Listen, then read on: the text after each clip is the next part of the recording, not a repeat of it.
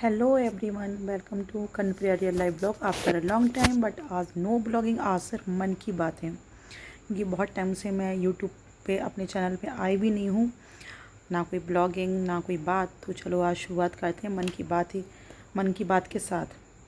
तो आज मैं बात करने जा रही हूँ विमेन हेल्थ पे, क्योंकि मैं खुद कुछ हेल्थ इश्यूज़ को फेस कर रही हूँ काफ़ी कुछ टाइम से। और मुझे जो प्रॉब्लम है वो है सीवियर यूटीआई, मतलब बहुत ही ज़्यादा भयंकर वाला यूटीआई, जिसकी वजह से मुझे किडनी स्टोन का प्रॉब्लम भी हो गया है। और इसीलिए मुझे लगा कि मुझे ये इशू जो है मेरा, जो मैं सफ़र कर रही हूँ, जिसे फेस कर रही हूँ, वो आप सब लोगों के संग भी शेयर करना चाहिए, स्पेशली वर्किंग वुमेंस के साथ। क्योंकि मैं ये नोटिस कर रही हूँ कि मेरे संज्ञान में बहुत सी ऐसी लेडीज़ आई जो वर्किंग हैं, वो इस इशू को ज़्यादा फेस करती हैं। रीज़न, हम लोग वर्क प्लेस पे अधिकतर अपने यूरिन को रोके रखते हैं जब कभी ओवरलोडेड होते हैं वर्क से, कि चलो थोड़ा काम कर लेते हैं फिर हो लेंगे, छोड़ो थोड़ा काम कर लेते हैं फिर फ्रेश होएंगे। दूसरा स्ट्रेस, और तीसरा नींद ना पूरी होना। और कभी कभी अनहेल्दी ईटिंग भी इसकी प्रॉब्लम हो सकती है। खैर वो मेरे साथ नहीं है, मैं इतना अनहेल्दी नहीं खाती। तो मेरे संग ये प्रॉब्लम क्यों हुई?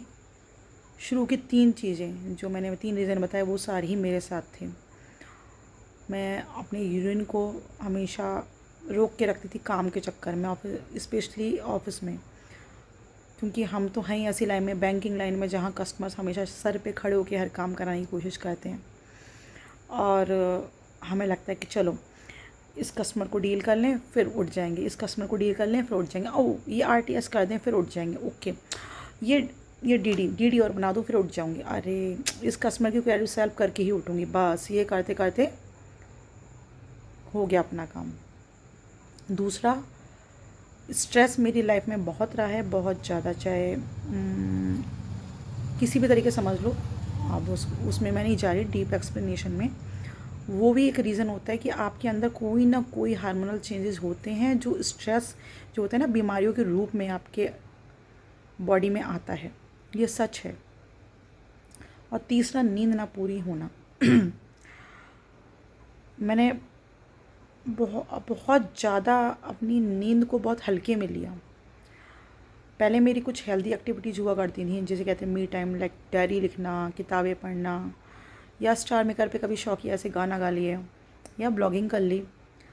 बट जब से खुद पे ध्यान देना बंद किया, मुझे लगता है, चाहे टाइम कम होने की वजह से, चाहे लाइफ में ज़्यादा बिजी होने की वजह से, चाहे स्ट्रेस की वजह से, वो मेरा मी टाइम शायद फ़ोन टाइम में बदल गया। रात को अक्सर मैं या तो फ़ोन देख रही हूँ या टीवी देख रही हूँ। कुछ टाइम से मैं ऐसा कर रही थी, जिस वजह से मेरी नींद भी पूरी नहीं होती, जो कि आंखों के नीचे भी दिख रहा होगा।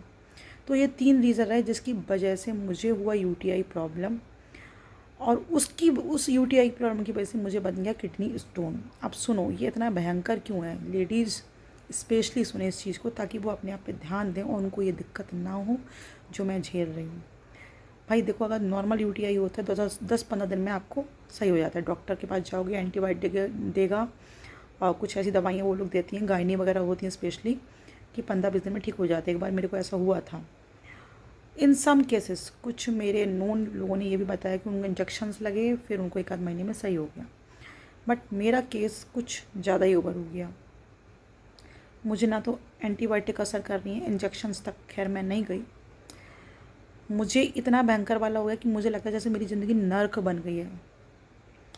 मैं हर 10 मिनट में वॉशरूम में होती हूँ, चाहे ऑफिस में हूँ चाहे घर में हूँ। और आप समझ सकते हो, जब आप हर 10 मिनट में वॉशरूम में होगे तो आपकी बॉडी की क्या हालत होगी। बॉडी से एनर्जी तो सारी जा ही रही ना, पानी जा रहा है, एनर्जी जा रही है, तो आपको बॉडी पेन, बैक पेन, आपके पैरों में दर्द, आपको हर समय स्लीपी फील होना, मतलब ऐसा फील होता है जैसे जब जिंदा लाश बन के जी रहे हो। फिलहाल एक टाइम ऐसा आया कि मुझे ऐसा लगा जैसे मुझे कोई भयंकर बीमारी तो नहीं हो गई, क्योंकि कभी कभी यूटीआई कैंसर में भी बदल जाता है। ऐसा भी हुआ है कुछ लोगों के साथ। तो भाई जब इतना ज़्यादा सेवरली मुझे प्रॉब्लम होने लगी कि किसी किसी दिन तो मुझे ऐसा लगता था कि बस बेहोश थी हूँ, मुझसे कुछ नहीं हो पा रहा, कुछ भी नहीं हो पा रहा। मैंने महीनों से अपना घर ढंग से नहीं देखा है। मैं बस ज़रूरी काम, जो बेसिक नीड्स होती हैं ना, बस वो पूरी किसी तरह करती हूँ, क्योंकि वो तो मजबूरी, अकेले करना है कि भाई बच्चे का टिफ़िन पैक करना है, अपना टिफ़िन पैक करना है, उसे नहलाना है, धुलाना है। जो एक्स्ट्रा वर्क होता है ना, वो महीनों से मैं कुछ नहीं कर पा रही। तो जब ऐसा एक स्टेज आया कि मुझे लगा कि हाँ, मुझे कुछ भयंकर कुछ हो गया, तब किसी नोन ने मेरे कहा कि भाई तुम एक बार आयुर्वेदिक उपचार भी करके देखो। तो मेरे माइंड में आया, चलो इतना ट्राई किया है, कम से कम 2-3 हज़ार के मेरे टेस्ट हो गए, 25-30 हज़ार की मैंने लगभग 2-3 महीने में एंटीबायोटिक्स खा ली, लेकिन कोई असर नहीं हुआ। तो चलो एक बार ये भी करके देख लेते हैं। फिर लास्ट ऑप्शन तो बचता ही है कि दोबारा टेस्ट कराएंगे, फिर भगवान जाने जो होगा वो देखेंगे। मैं देखिए किसी भी चीज़ का ना तो फेवर कर रही हूँ यहाँ पे, ना प्रमोट कर रही हूँ, ना ही किसी चीज़ के अगेंस्ट हूँ। ये केस टू केस डिफ़र करता है। किसी को एंटीबायोटिक सूट करती हैं, उनका ठीक हो जाता है, किसी को इंजेक्शन से ठीक होता है, किसी का स्टेम भी डालने पड़ जाते हैं। और एक मेरा केस है कि मैं आयुर्वेदिक उपचार पे आई। अभी मुझे आयुर्वेदिक उपचार करते हुए लगभग 15-20 दिन, सॉरी 20-25 दिन हुए हैं। मैं ये नहीं कह रहा मैं बिल्कुल ठीक हो गई हूँ, बट मैंने ये नोटिस किया कि मुझे बीच बीच में इम्प्रूवमेंट फ़ील हो रहा है।